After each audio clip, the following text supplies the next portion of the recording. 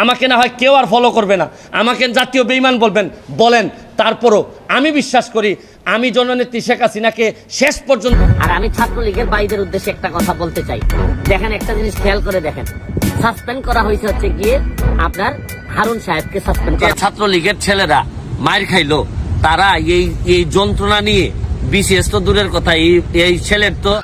বন্ধুরা সবাই কেমন আছেন? আশা করি অনেক অনেক ভালো আছেন। সুপ্রিয় দর্শক শ্রোতা, আসসালামু আলাইকুম। দেশে এবং প্রবাসে, দূরে এবং কাছে, যে যেখান থেকে আজকের এই ভিডিওটি দেখার জন্য প্লে করেছেন, সবাইকে আন্তরিক শুভেচ্ছা, অভিনন্দন। সুপ্রিয় দর্শক শ্রোতা, স্ক্রিনের শুরু থেকে কয়েকটি ভিডিও ক্লিপের অংশ দেখেছেন। ব্যারিস্টার সুমন ভাই ওরফে ব্যারিস্টার সুমন ভাই ফাটাকৃষ্ট, উনি কিন্তু এখন দেশের বাইরে আছে। বাংলাদেশে উনি নাই, কারণ বাংলাদেশে ওনার মতো থাকার মতো কোনো পরিবেশ নাই। তাই উনি পরিবেশ পরিস্থিতি বুঝেই আগেই লাপাত্তা হয়েছে। আমাদের সাধারণ জনগণের কষ্ট উনি বুঝেছে। প্রিয় দর্শক, এই সুযোগবাদী লোকরা কিন্তু এক এক সময় এক এক রকমের কথা বলে। যেমনটি বলেছে আমাদের বর্তমান বিপদে পড়া ছাত্রলীগের ভাইদের উপলক্ষে। অবশ্যই এই ছাত্রলীগের ভাইয়েরা যদি কোনো ভাই যদি এই ভিডিওটি দেখেন, আপনি কমেন্ট করে জানাবেন যে ব্যারিস্টার সুমন ভাই যে কথাটা এখন বলেছে, এই কথাটা কিন্তু আরো আগে বলা উচিত ছিল। যাই হোক, উনি কিন্তু এই কথাগুলো বলেছে আপনাদের উদ্দেশ্যে, আপনারা আপনাদের সচেতন নাগরিক হিসেবে। প্রিয় দর্শক, উনি একটা কথা কিন্তু খুবই ভালো বলেছে, যেটা আমরা দেখতে পাচ্ছি, যে আপনার উদ্দেশ্যে বলেছে যে যদি কোনো সরকারি লোক আহত হয়, তারা কিন্তু সরকারিভাবে তারা চিকিৎসা পায়। একজন ছাত্রলীগ কর্মী যদি আহত হয়, তাকে কিন্তু তার নিজের টাকা দিয়েই তার চিকিৎসা খরচ চালাইতে হয়। এটা সুন্দর ভালো কথা বলছে।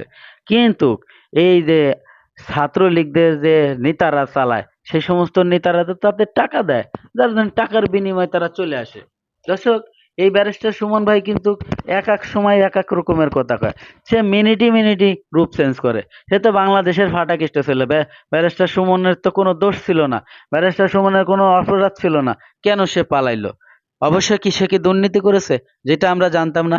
অবশ্যই করতেছে। দুর্নীতি যদি সে না করতো, মারির ভয়তে সেই দেশ ছাড়তো না। ব্যারিস্টার সুমন ভাই আমার একজন আইডল ছিল। ব্যারিস্টার সুমন ভাইকে আমি অনেক ফলো করতাম। ব্যারিস্টার সুমন ভাইকে দিয়ে আপনাদের সাথে অনেকভাবে অনেক রকমের ভিডিও পরিচয় করাইছি। এই ব্যারিস্টার সুমন ভাই কিন্তু এখন বিদেশে যেয়ে এক এক সময় এক এক রকমের কথা বলতেছে, এক এক সময় এক এক রকমের ভিডিও আপলোড করতেছে। ব্যারিস্টার সুমন ভাই সব শেষে যে কথাই বলতেছে যে বাংলাদেশের আমি থেকে ভুল করেছিলাম, আমি কিছু কিছু কাজ করেছি, খুবই ভুল করেছি।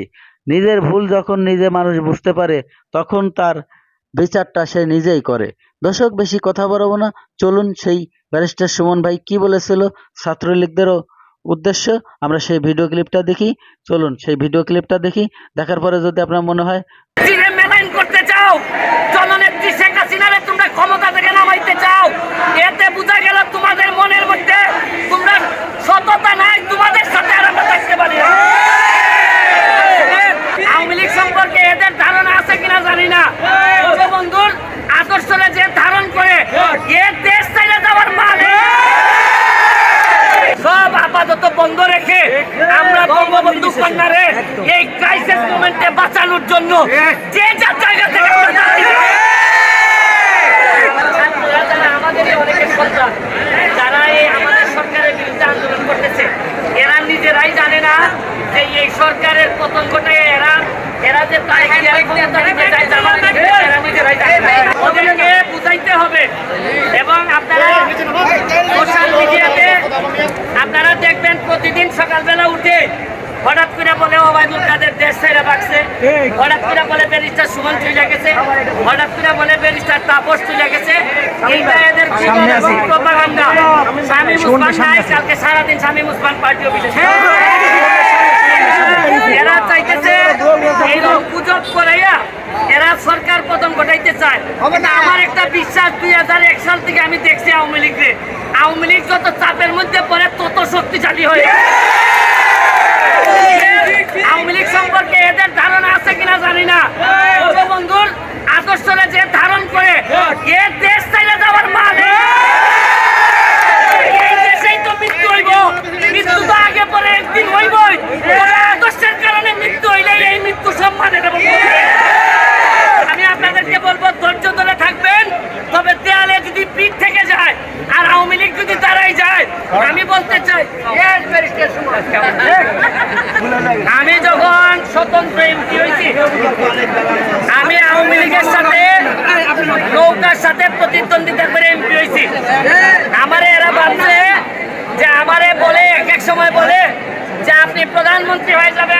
প্রেসিডেন্ট হয়ে যাবেন এইসব বলে আমার লোভ দেখায়, কিন্তু এরা জানে না যে আমি স্বতন্ত্র এমপি হইলো আমার রক্তের মধ্যে বঙ্গবন্ধুর আদর্শ আছে।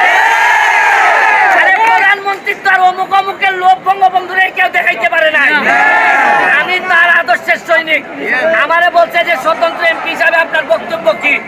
আমি বলছি তোমাদের দাবি যখন কোটা সংস্কার ছিল তখন 80% আওয়ামী লীগের তোমাদের পক্ষে ছিল, যে কোনো মৃত্যুর প্রতিবাদ আমরা করি। কিন্তু তোমরা যদি আমার নেত্রীরে মেলাইন করতে চাও, জননেত্রী শেখ হাসিনারে তোমরা ক্ষমতা থেকে নামাইতে চাও, এতে বোঝা গেল তোমাদের মনের মধ্যে তোমরা সততা নাই, তোমাদের সাথে আর আমরা থাকতে পারি না।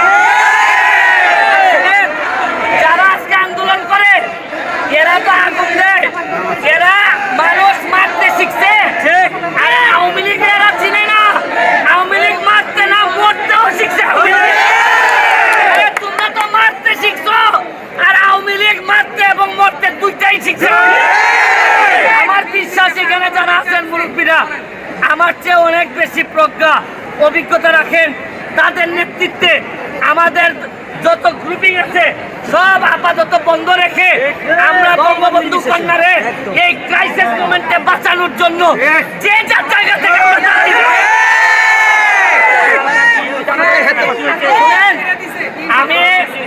আমি এদেরকে জিজ্ঞেস করছি, তোমরা যে ক্ষমতা নিতে চাও শেখ হাসিনার কাছ থেকে, মিয়া কারা হবা? তোমরা এমপি মন্ত্রী কারা হবা? তাহলে একটা কাজ করো, তোমরা যারা সমন্বয়ক, তোমরা 100 জন না 150 জন, তোমরা এসে ক্ষমতা নিয়ে যাও। কিন্তু তোমরা তো আইসবা না, তোমরা তো এই যোগ্যতা নাই। তোমরা বড় সুন্দর করে জামাতের হাতে দিয়ে দিবা ক্ষমতা। তোমরা ক্ষমতা দিবা না, তোমরা মুক্তিযুদ্ধের হাত। সুপ্রিয় দর্শক শ্রোতা, ব্যারিস্টার সুমন ভাই এতক্ষণে যে ব্যারিস্টার সুমনের ভিডিও দেখলেন, আশা করি আপনাদের খুবই ভালো লেগেছে। প্রিয় দর্শক শ্রোতা, যদি ভালো লেগে থাকে, আপনি যদি আমার চ্যানেলের নতুন বন্ধু হয়ে থাকেন, ভালো লাগলে চ্যানেলটিকে সাবস্ক্রাইব করে রাখবেন, ভিডিওটি লাইক কমেন্ট শেয়ার করবেন। প্রিয় দর্শক, ব্যারিস্টার সুমন ভাইয়ের আরো অনেক ভিডিও আছে। এখন আপনাদের সাথে কয়েকটি কথা বলবো একটি ভিডিও সম্পর্কে। প্রিয় দর্শক, ব্যারিস্টার সুমন ভাই এখনো উনি বলতেছে দরকার হলে আমাকে বহিষ্কার করব, দরকার হলে আমি দলের থেকে পদত্যাগ করব। ক্যারে ভাই, আপনি আরো আগেই করতে পারতেন। আপনি যখন দেখলেন এই দুর্নীতিবাজদের সাথে আমার থাকা সম্ভব হবে না, আপনি কেনই বা থাকতে গেলেন তাদের সাথে? আপনি তো একজন ব্যারিস্টার ছিলেন, আপনার কোনো টাকা পয়সার অর্থ সম্পদের লোভ ছিল না। আপনার এলাকায় আপনি অনেক উন্নয়নমূলক কাজ করেছেন, সারা বাংলাদেশ দেখেছে, সারা পৃথিবীর লোক দেখেছে। অথচ আপনি কেন এই দুর্নীতির সাথে জড়াই গেলেন? আপনি কেন গোলামি করতে গেলেন, কেমন চামচামি করতে গেলেন? মানুষ আপনাকে এখন চামচা কয়ে গালি দিতেছে। প্রিয় দর্শক, ব্যারিস্টার সুমন ভাই এমনই একজন লোক, বাংলাদেশের ফাটাকেষ্ট।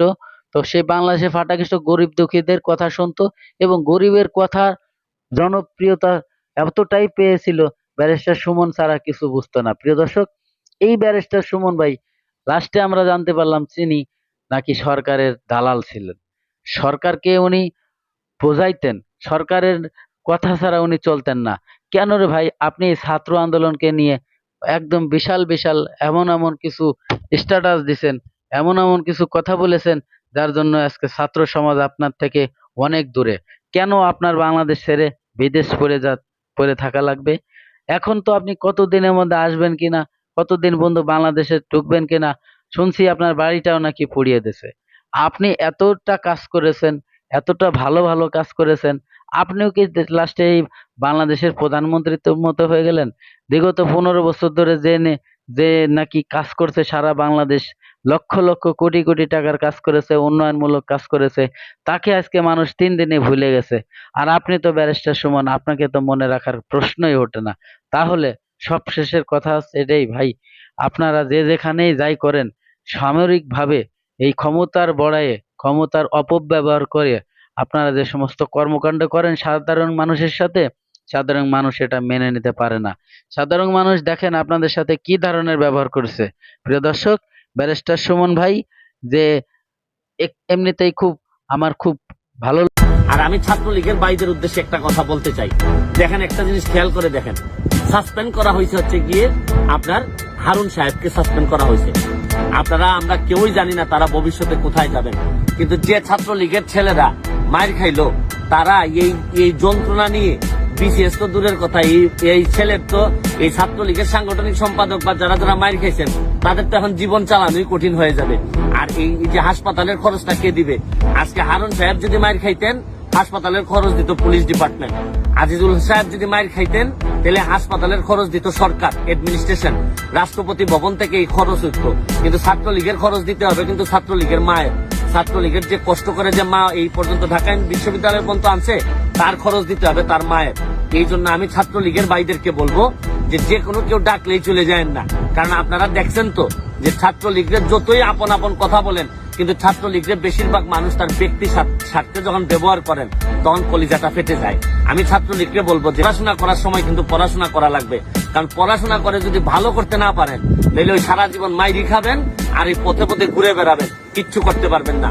আমি শুধু আমরা হারুন সাহেবের বিচার যা হওয়ার তো যতটুকু হয়েছে এটার জন্য ধন্যবাদ জানিয়ে তারা পুলিশ ডিপার্টমেন্টে থেকে যে ধরনের বিব্রতকর অবস্থায় পুলিশকে ফেলছেন, যে ধরনের বিব্রতকর অবস্থায় সরকারকে ফেলছেন, পুরাপুরি একটা ইনকোয়ারি হয়ে সবার সামনে আসা উচিত এবং ভবিষ্যতে যেন এই ধরনের ঘটনা কেউ ঘটাইতে না পারে, ছাত্রলীগকে যেন ব্যবহার করতে না পারে।